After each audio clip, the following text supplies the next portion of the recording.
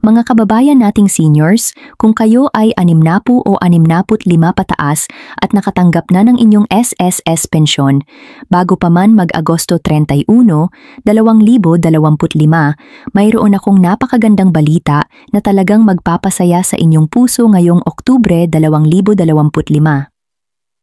Alam ko na marami sa inyo ay naghihintay na, nanginginig pa ang kamay habang nanonood nito kasi ito na nga po, officially confirmed, na ang second tranche ng pension increase na matagal nating pinag-usapan.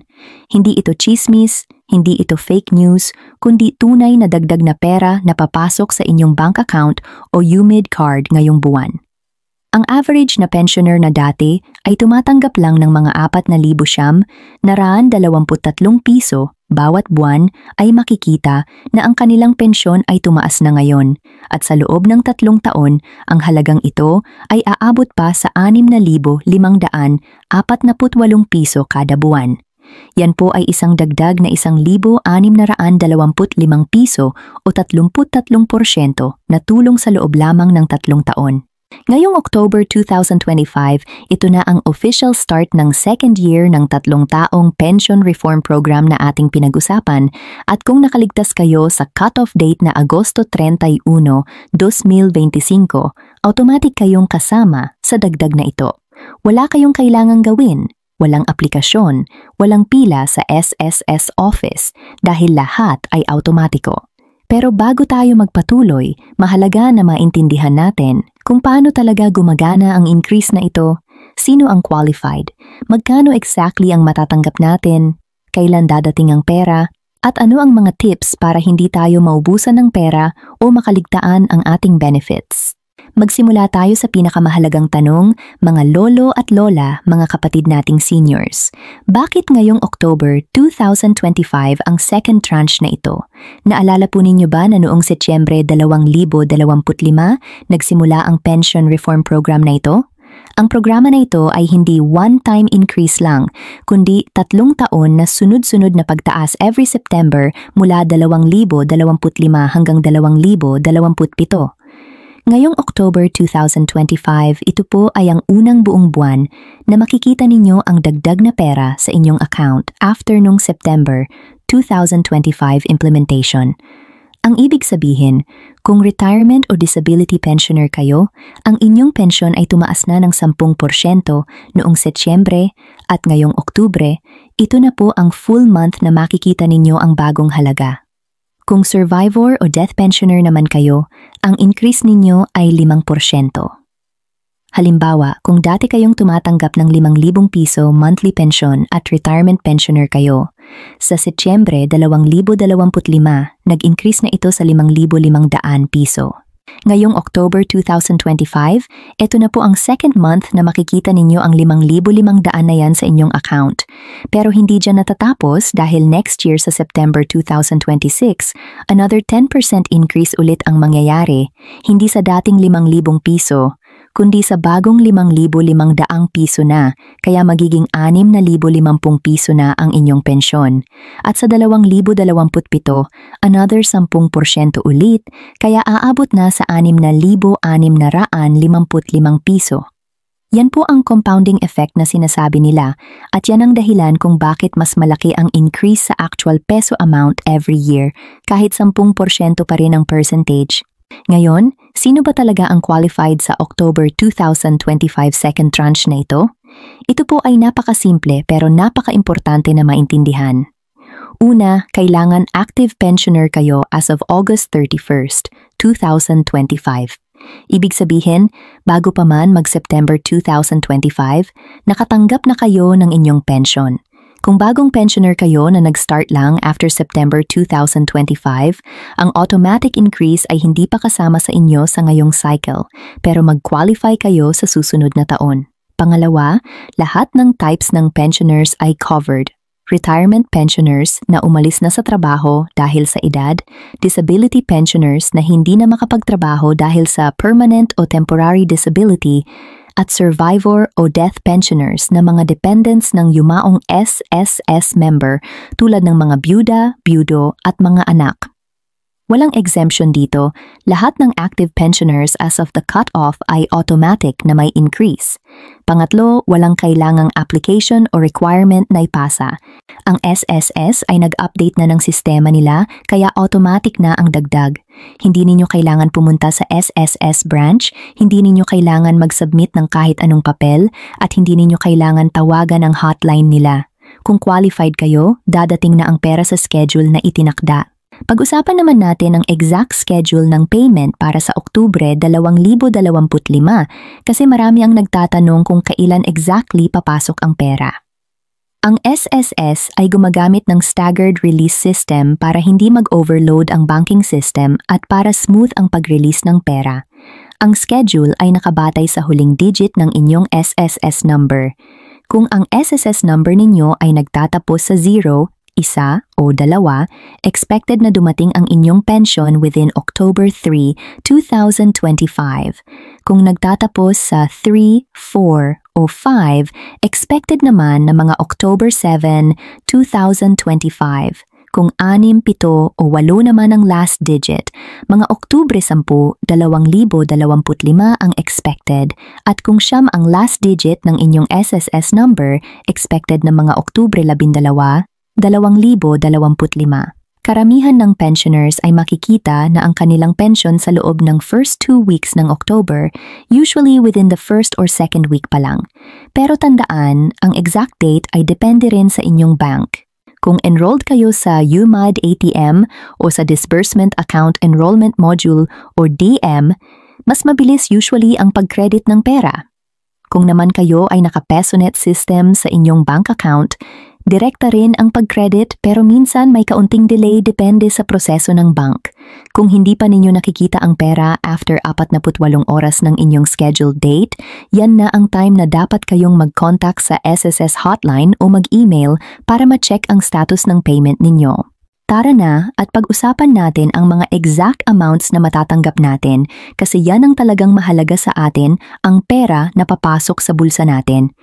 Ayon sa official data ng SSS, ang average retirement pensioner na edad 60 hanggang 89 na taong gulang na 79.4% ng lahat ng retirement pensioners ay tumatanggap ng average monthly pension na 4,923 piso bago pa ang pension reform program.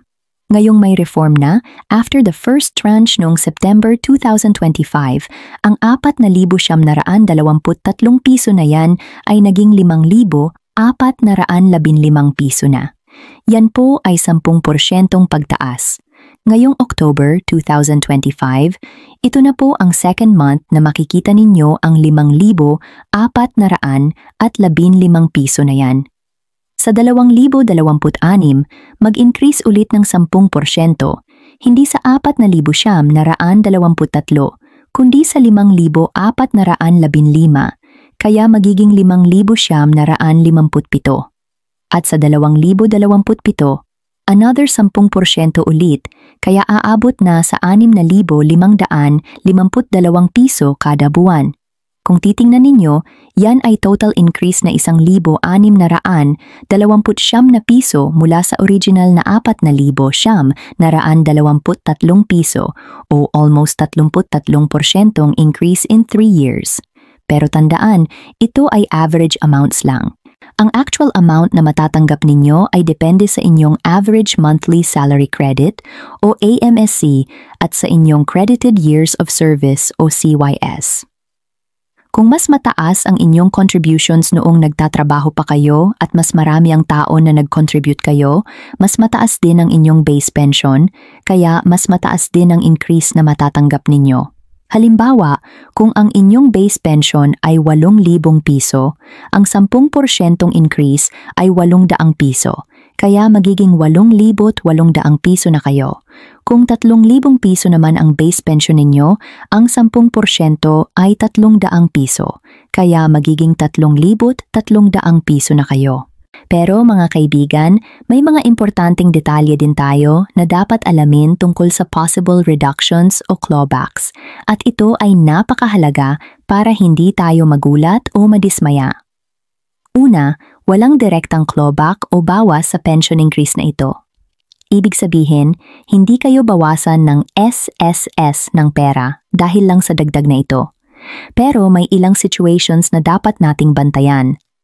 Una, kung may outstanding loans kayo sa SSS tulad ng salary loan o calamity loan, ang monthly deduction para sa loan payment ay patuloy pa rin. Ang increase ninyo ay hindi automatic na gagamitin pambayad ng loan, pero dapat aware kayo na ang deduction ay patuloy. Pangalawa, kung may tax withholding kayo sa pension, ito ay patuloy rin. Ang SSS ay hindi nag-withhold ng tax para sa karamihan ng pensioners. Pero kung ang annual pension ninyo ay lumagpas sa certain threshold na 200 at 50,000 piso per year o 20,833 pesos per month, may tax withholding na. With the increase, mas malapit na ang ilan sa threshold na yan, kaya dapat aware tayo. Pangatlo, kung naka-advance 18 buwang pension kayo nung nagsimula ang inyong benefit, ang increase ay hindi retroactive sa naunang buwan na yan. Ang increase ay mag-a-apply lang mula Setyembre 2025 onwards.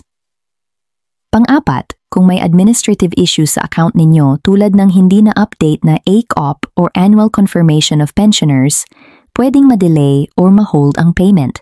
Kaya mahalaga na lagi tayong updated sa requirements.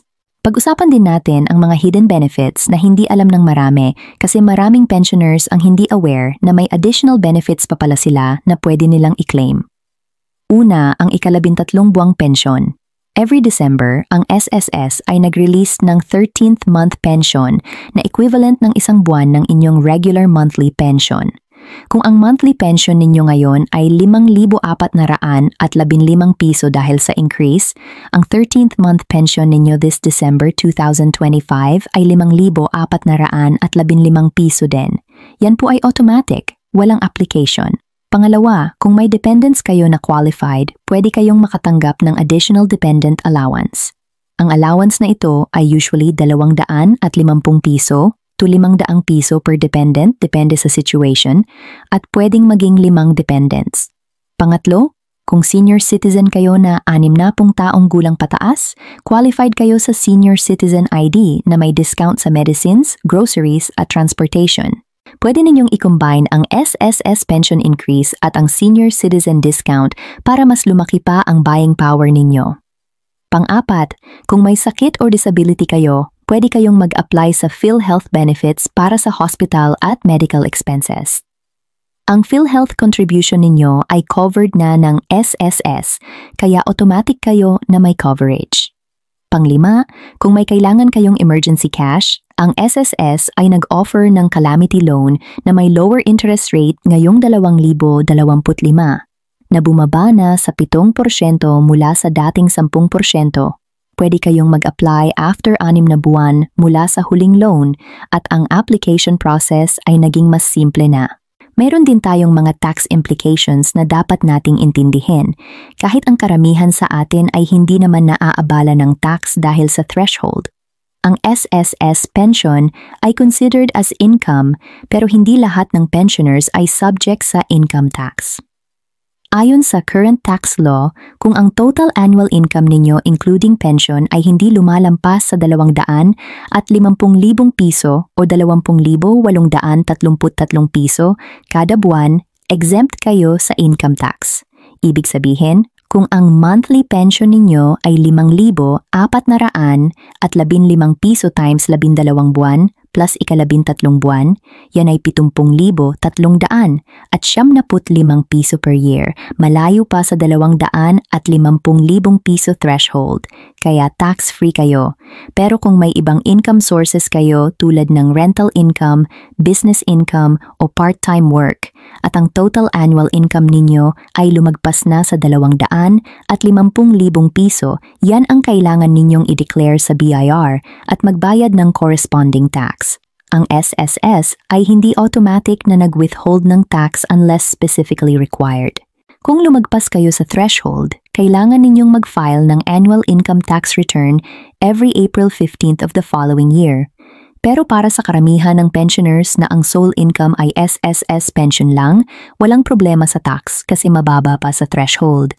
Ang importante, keep your records, keep your SSS transaction history, at kung may tanong kayo, consult sa accountant o sa BIR mismo para clear.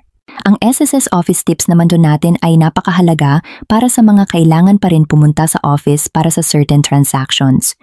Una, kung kailangan ninyong pumunta sa SSS branch, mag-schedule ng appointment online sa My SSS portal para hindi na kayo magtiyagang pumila. Ang online appointment system ay ginagawang mas organized ang proseso at mas kaunti ang oras na ginugugol ninyo sa branch. Pangalawa, dalhin ninyo ang lahat ng required documents sa first visit pa lang para hindi na kayo balik-balik. Usually, ang kailangan ay valid ID, SSS ID o UMID card, proof of address, at kung anumang specific documents para sa transaction ninyo. Pangatlo, pumunta early morning pagbukas ng office, mga 8 to 9 a.m. kasi yan ang time na mas kaunti pa ang tao at mas mabilis ang proseso. Pang-apat, kung may tanong kayo, try muna ang SSS hotline na 1455 or 8708-7198 para sa Metro Manila o email sa member_relations@sss.gov.ph bago pa kayo pumunta sa branch. Maraming tanong ang pwedeng masagot online o sa phone lang. Panglima, kung senior citizen kayo na mahirap na maglakad o pumunta sa office, ang SSS ay nag-offer na ng home visit service para sa ACOP o Annual Confirmation of Pensioners, lalo na para sa 80 taong gulang at higit pa. Pwede kayong mag-request ng home visit sa nearest branch ninyo. Para naman sa payout strategies para maximize ang retirement income natin, ito po ay mga practical tips na pwede nating gawin. Una, kung papipiliin kayo between monthly pension at lump sum benefit, ang monthly pension ay always mas advantageous kung qualified kayo na may at least 120 contributions. Ang lump sum ay one-time lang, pero ang monthly pension ay lifetime income na may potential for increases tulad ng ginagawa ngayong 2025 pension reform. Pangalawa, kung may savings pa kayo at hindi urgent ang kailangan ng pera, consider ninyong mag-invest ng portion ng pension increase sa conservative investments tulad ng MP2 savings ng Pag-ibig na may guaranteed 5 to 7% annual dividend o sa time deposits na may higher interest kaysa regular savings account. Pangatlo, mag-budget ng monthly pension ninyo at prioritize ang essentials, groceries, utilities, medicines, at house rent or amortization. Ang excess lang ang gamitin para sa wants or leisure. Pang-apat, kung may emergency fund pa kayo na equivalent ng at least 3 hanggang 6 na buwan ng expenses, yan ang buffer ninyo para sa unexpected expenses tulad ng hospital bills or appliance repairs. Pang-5, kung may anak o relatives kayong tumutulong sa inyo, coordinate ninyo ang budget para hindi mag-overlap ang expenses at para organized ang cash flow. Pang-6, take advantage ng senior citizen discounts na mention ko kanina para mas lumaki ang buying power ng pension ninyo. Pang-7, kung possible, maintain a small side income tulad ng online selling, home-based business o part-time work na hindi physically demanding para may additional cushion sa monthly budget ninyo. Bago tayo matapos, may final reminders at action steps ako para sa inyo na magagawa natin ngayong linggo pa lang para sigurado na walang problema sa October 2025 payment. Una, i-check ninyo ang My SSS account ninyo online at verify kung updated ang inyong disbursement details. Kung hindi pa kayo naka-enroll sa DM or Disbursement Account Enrollment Module, gawin ninyo na ngayon para direkta ang pag-credit ng pension sa bank account ninyo. Pangalawa, kung may nag-change sa inyong address or contact number, i-update ninyo sa SSS para makuha ninyo ang important notices at para sa ACOP requirements. Pangatlo, kung may problema sa previous pension payment o may delay, mag-follow up na kayo ngayon sa SSS hotline or email para ma-resolve before October payment. Pang-apat, kung 80 taong gulang na kayo o higit pa at nahihirapan sa ACOP requirements, mag-inquire na sa SSS branch ninyo about the home visit service para sa ACOP compliance. Pang-5, i-check ninyo ang bank account details ninyo at ensure na active pa at walang problema. Minsan, may pensioners na na-deactivate ang account dahil sa inactivity or sa bank merger. Pang-6, kung may tanong kayo about the increase or sa computation, tawagan na ang SSS hotline ngayong linggo para malinaw lahat bago pa dumating ang October payment.